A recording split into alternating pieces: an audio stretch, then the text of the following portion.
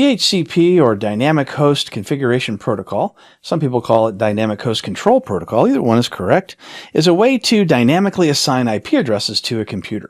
If you want to assign a computer a static IP address, you can certainly do that, as I've done in this particular computer. So I went into the Ethernet properties, and I went ahead and I assigned this an IP address of 192.168.21.210. But if I want to get this dynamically, I have to set up a DHCP server on my network. So how do we do that? Well, in my Windows 2022 server, I can go into Server Manager, as you see here, and I can choose Add Roles and Features. Inside Add Roles and Features, I'm going to choose Next to take me through the wizard to select DHCP and install it on my domain controller. Now, it doesn't have to be a domain controller. This just happens to be one. So there's my server roles that you see here at the top left. And in the middle section, you can go ahead and select whatever server roles you'd like. I'm going to choose the DHCP server. Now, when I select that, it also wants to install some features as well. Features just affect the computer itself, whereas server roles affect other users that connect to your server. So I'll choose to add the features, and when I click Next, it actually takes me to the features section. So if there's any other features I'd like to install, whether related or unrelated to DHCP, I can do that by checking those boxes. I don't need to do that, so I'm going to click Next, and Next again, and now I'm going to run the installation. And the installation usually just takes a couple of minutes, and when it's all done, we can configure a scope, which will be a range of IP addresses that we can assign to our computers who are set up for DHCP. By default, all computers with network cards have DHCP already enabled. So that means that they can't connect to the network or the internet unless you have a DHCP server or you set a static IP address. The problem with setting static IP address is that if you want to make any changes, you'll have to go around to every computer to make those changes. Whereas with the DHCP server, you can make the change there and it'll push out to all the different users.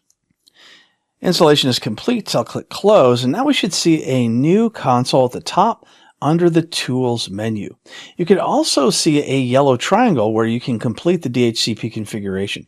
Either way, if you choose the DHCP from Tools or from here, it'll have you go ahead and configure the DHCP server. So I'll go ahead and choose it from that triangle warning at the top saying I can go ahead and configure it. And I'll click Next, and here it's going to use my credentials to go ahead and authorize that server. So I'll click Commit, and it's authorizing, so I can go ahead and click Close.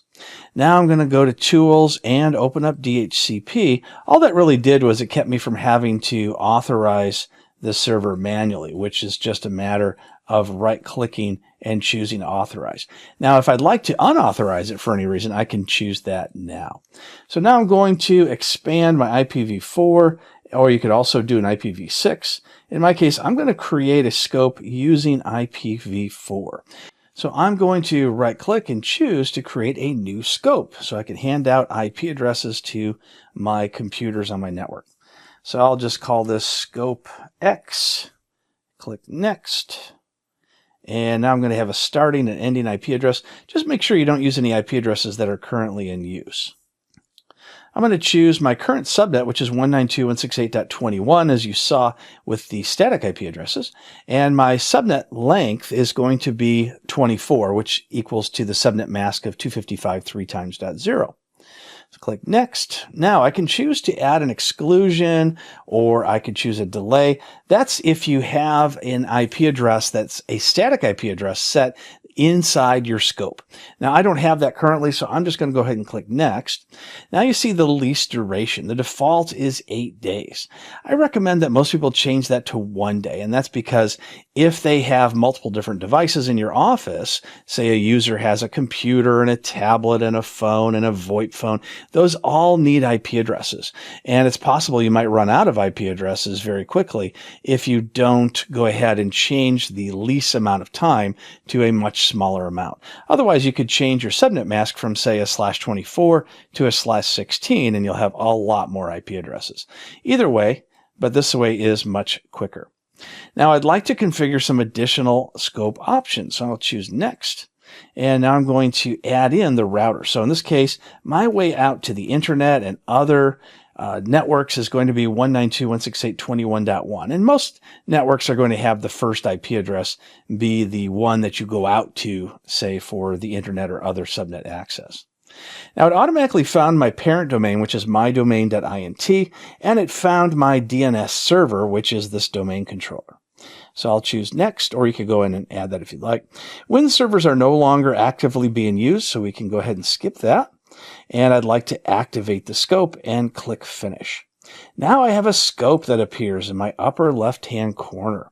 I can click on the address pool, and I can see it's good for addresses 230 through 235. And as you know, that's not a lot of IP addresses, but this is just for a demonstration. If I click on address leases, you can see a couple of different devices have gone ahead and picked up IP addresses from my DHCP server already. So that means that those devices didn't have an IP address until I created that DHCP server. Reservations allow us to reserve an IP address for a device that should always have the same IP every time it restarts, and we can add additional scope options if we would like. Now, there's a lot of different scope options, and most of them you'll never use. But if you'd like to scroll through, and if you decide you see anything you'd like to go ahead and choose to add, you can do so here by selecting, say, the option, and then it will allow you to put in a string value or some other information. So that is how we add a DHCP server into an Active Directory domain. Now you can also add this into a non-Active Directory domain, a workgroup for instance, and you can even add DHCP servers into Linux, Unix, as well as Cisco and other devices.